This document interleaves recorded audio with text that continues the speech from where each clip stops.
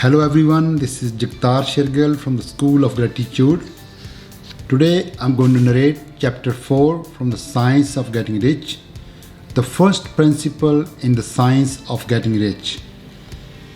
Thought is the only power which can produce tangible riches from the formless substance.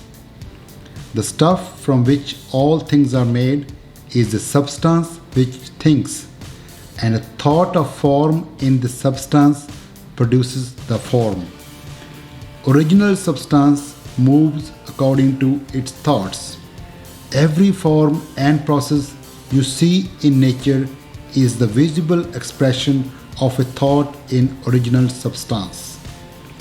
As the formless substance thinks of a form, it takes that form.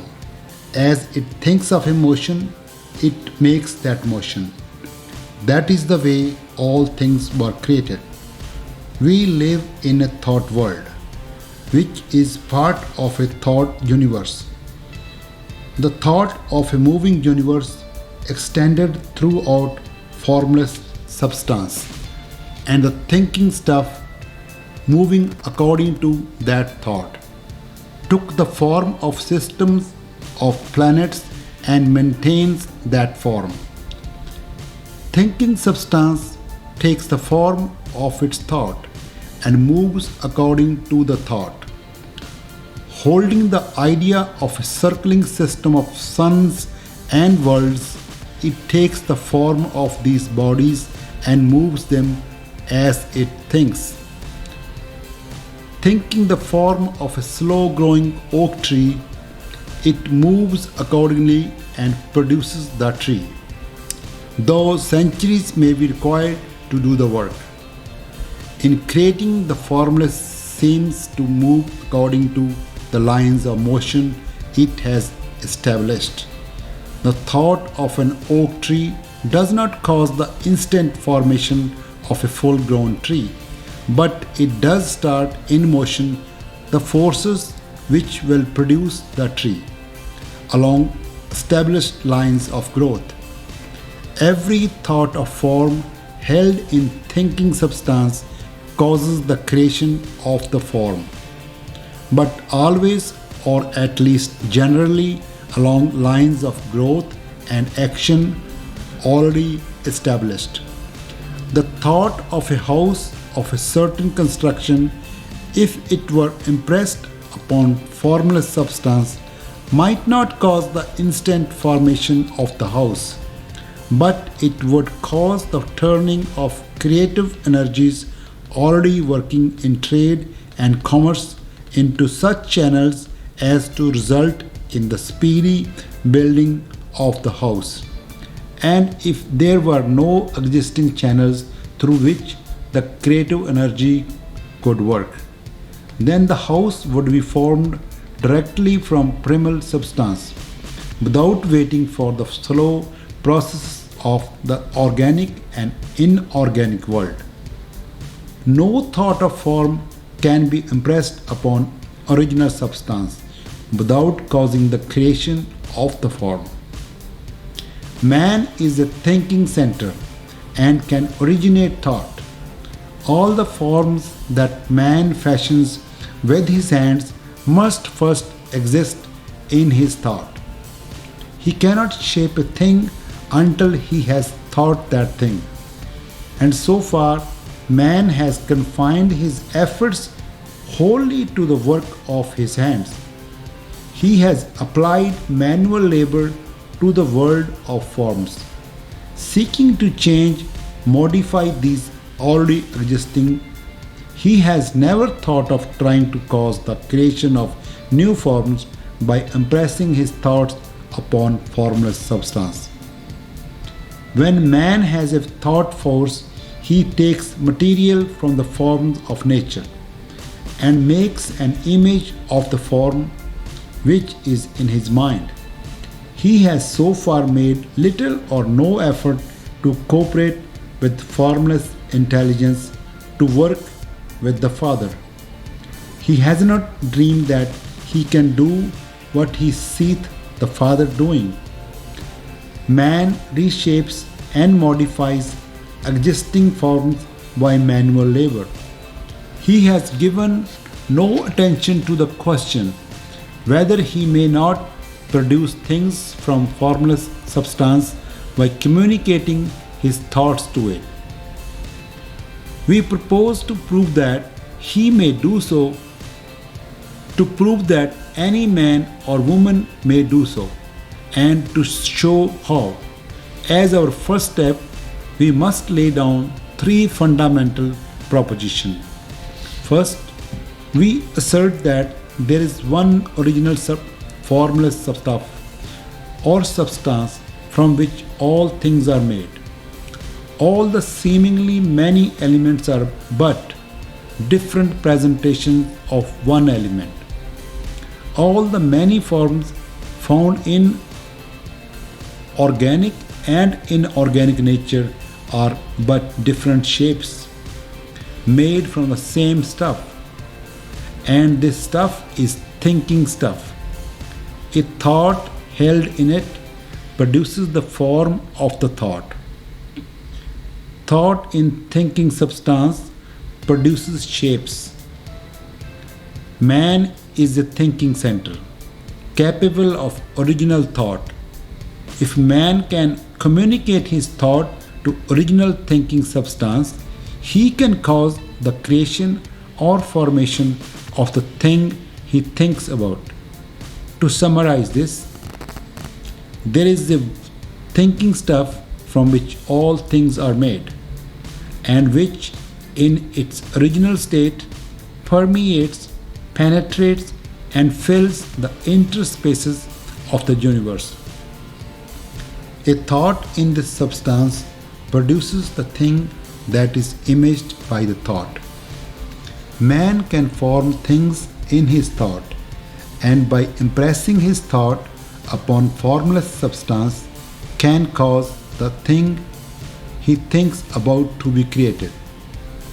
It may be asked if I can prove these statements, and without going into details, I answer that I can do so both by logic and experience. Reasoning back from the phenomena of form and thought, I come to one original thinking substance, and reasoning forward from this thinking substance, I come to man's power to cause the formation of thing he thinks about. And by experiment, I find the reasoning true, and this is my strongest proof. If one man who reads this book gets rich by doing what it tells him to do, that is evidence in support of my claim. But if every man who does what it tells him to do gets rich, that is positive proof until someone goes through the process and fails. The theory is true until the process fails, and this process will not fail, for every man who does exactly what this book tells him to do will get rich. I have said that men get rich by doing things in a certain way, and in order to do so, men must become able to think in a certain way. A man's way of doing things is the direct result of the way he thinks about things. To do this in a way you want to do them, you will have to acquire the ability to think the way you want to think. This is the first step toward getting rich. To think what you want to think is to think truth, regardless of appearances. Every man has natural and inherent power to think what he wants to think, but it requires far more effort to do so than it does to think the thoughts which are suggested by appearances. To think according to appearances is easy. To think truth regardless of appearances is laborious and requires the expenditure of more power than any other work man is called upon to perform. There is no labor from which most people shrink as they do from that of sustained and consecutive thought. It is the hardest work in the world. This is especially true when truth is contrary to appearances. Every appearance in the visible world tends to produce a corresponding form in the mind which observes it, and this can only be prevented by holding the thought of the truth. To look upon the appearances of disease will produce the form of disease in your own mind and ultimately in your body, unless you hold the thought of the truth, which is that there is no disease, it is only an appearance, and the reality is health. To look upon the appearances of poverty will produce corresponding forms in your own mind. Unless you hold to the truth that there is no poverty, there is only abundance. To think health when surrounded by the appearance of disease, or to think riches when in the midst of appearance of poverty, requires power. But he who would acquires this power becomes a mastermind. He cannot conquer fate. He can have what he wants. This power can only be acquired by getting hold of the basic fact which is behind all appearances. And that fact is that there is one thinking substance from which and by which all things are made. Then we must grasp the truth that every thought held in this substance becomes a form, and that man can so impress his thoughts upon it as to cause them to take form and become visible things. When we realize this, we lose all doubt and fear, for we know that we can create what we want to create. We can get what we want to have and can become what we want to be. As a first step toward getting rich, you must believe the three fundamental statements given previously in this chapter. And in order to emphasize them, I repeat them here. There is thinking stuff from which all things are made, and which, in its original states, permeates, penetrates, and fills the interspaces of the universe. A thought in this substance produces the thing that is imaged by the thought. Man can form things in his thought, and by impressing his thought upon formless substance can cause the thing he thinks about to be created. You must lay aside all other concepts of the universe than this monastic one, and you must dwell upon this until it is fixed in your mind and has become your habitual thought. Read these creed statements over and over again. Fix every word upon your memory and meditate upon them until you firmly believe what they say. If a doubt comes to you, cast it aside as a sin.